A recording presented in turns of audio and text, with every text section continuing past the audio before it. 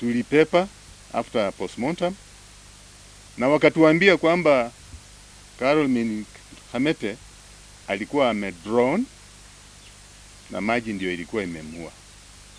Lakini during postmortem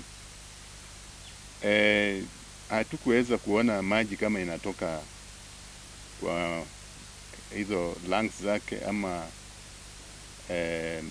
intestine, na tukachukua mwili tukapeleka kwa mochari ya Kakamega General Hospital. Mpaka saa hiyo mwili inalai huko, hakuna any communication from county office, hakuna communication from police. Mimi nimekaa hapa nashindwa sasa nitaanzia wapi na nitaenda wapi na nitafanya nini na nitajuaje hii maneno. Kwa hivyo mimi naomba serikali inisaidie, ihakikishe kwamba mtoto yangu amepata justice, kwa sababu mtoto yangu alikuwa anafanya kazi na serikali na alikuwa mwalimu mkuu wa county government polytechnic ambaye iko kwa town ya Kakamega. Alitoweka kama ako kazini, kwa sababu nimeenda nikauliza bwana yake, akaniambia kwamba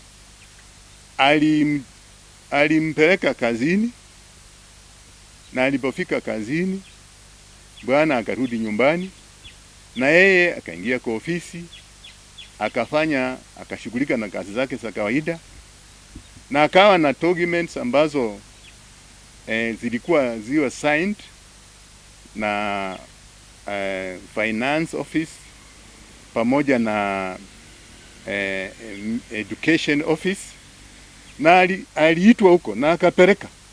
Baada ya kupeleka hizo documents ndio alikuja akapotea, na baadaye mwili yake ikapatikana Kisumu. Kwa hivyo serikali yetu pamoja na DCI na county government, nawauliza muniambie ni kitu gani imefanyika kwa mtoto yangu, kwa sababu tunapoongea hivi sijaonana na mtu yoyote, sijaona mtu yoyote. And we know for sure, hata mimi I'm retired civil servant, najua mtu ambaye amefanyia kazi serikali ama anafanyia kazi serikali akipotea in place of work, the government and even the county government, it is their responsibility kutafuta huyo mtu ako wapi na ni nini naendelea. They have a duty hata kuja counsel hata sisi, hata kutuambia ni nini inaendelea. Lakini hao wamekaa tu. Sasa mimi nashindwa, stress kama itaniua. Na huyo mtoto kabla haja kufa, I'm reliably informed kwamba alikuwa anauliza, alikuwa amefanya kazi na alikuwa anaenda huko kwa county government finance office to find out about the payments. Na hizo payments hazikuwa vizuri, kwa sababu kuna documents ambazo zilimepotea kwa file, zilikupotea kwa file za hizo claim, kwa hizo mavoja hizo. Na akataka mahali pa kuota jua, tukaenda Muliro Gardens. Mahala pale mtoto alikaa na wasiwasi, alikuwa anaangalia huku na huku. Nikamwambia wacha sikiza yenye ninakuambia, cause nilikuwa najaribu nipate kujua shida yake ni nini. Akaniambia, mama, nikiangalia huku kando kando nina wasiwasi. Kuna watu wananisumbua, wananipigia simu. Nikauliza watu gani?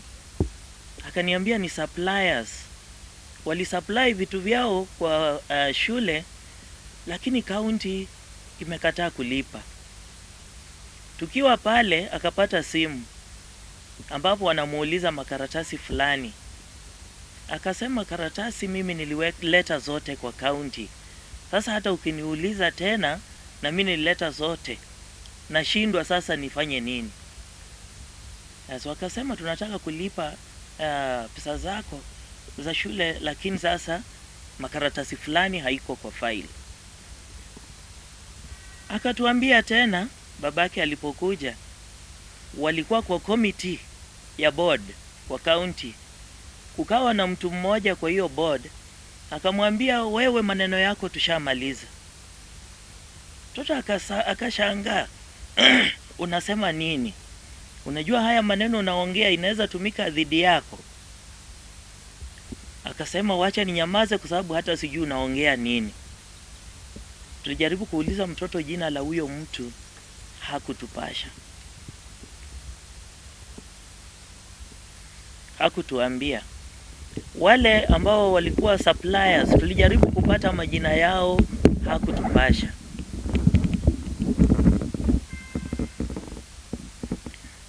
So Jumatatu hiyo tukaachana na yeye, akarudi nyumbani, akanipigia nimefika salama. Siku iliyofuata, siku ya Jumanne, anti wake na mwingine wakamtembelea. Akanipigia simu, mama, nimesikia vizuri, anti wamenitembelea, hata nahisi nimepona. Siku ya Jumatano alienda kazini, kulingana na ripoti kutokana kwa bwanake ya kwamba alimpeleka kazini, hata akamfuatisha karatasi ambazo alikuwa amesahau, na akitoka kwa shule kaambia secretary wake anaenda kuona director. So kutoka hapo simu ya msichana ilikuwa inalia tu, lakini hashiki. Kufikia saa 10 naulizwa, Karo amekuja nyumbani na msichana wake wa kazi. Namwambia sijamuona, kwani kulikuwa na nini? Wakasema alienda kazini na hajarudi. Kwa hivyo bado tumebaki na mshangao. Alipoenda kwa director, nini ilitendeka? Alienda wapi? Na mbona akapatikana Kisumu? Tuko na maswali kama jamii ambayo hayana majibu, na tunaomba serikali yetu ya Kenya na county government of Kakamega watusaidie kujua ni nini imeua msichana wetu. Tuna machungu sana. Tunaomba justice ifanyike kwa msichana Caroline Kameta. Ya yote. Msichana, because her phone signal, when it went off, we engaged somebody, the husband engaged somebody to track it. It was at 12:49, the signal indicated that she was somewhere within Mbale or Majengo side. Then at 5:36, her signal, the phone signal indicated that the phone was in Ibinzo, which is near Shimanyiro area in Kakamega. And yet, 2 days later or 3 days later, we find that her body is on the beach. The lady who was a watchman with a certain company there, when she told us, when we were trying to find out what has happened, told us that she saw she saw Carol walking herself towards the river, towards the lake. But after critical analysis, we asked her, when was she removed? She said that they called those people who removed the body from the river at around 5 in the evening. But she forgot to realize that we had already checked on the body and seen that on her forehead they had indicated the time when they had picked the body from, when they had brought in the body into the mortuary, which was actually at 3. Again, the photo that had been trending, which most of you must have seen, when it was taken, was at 2:36. Meaning that from 1 up to 2:36, she was already out of the water. And yet, this girl was telling us about 4 hours in the water. When I asked the doctor who did the pathologist what has happened or how many hours has this lady stayed in the water, the pathologist told us, all of us, that at least 4 hours, which I still find not true. So we are concerned as a family that we have lost a relative, a brother, a daughter, a sister.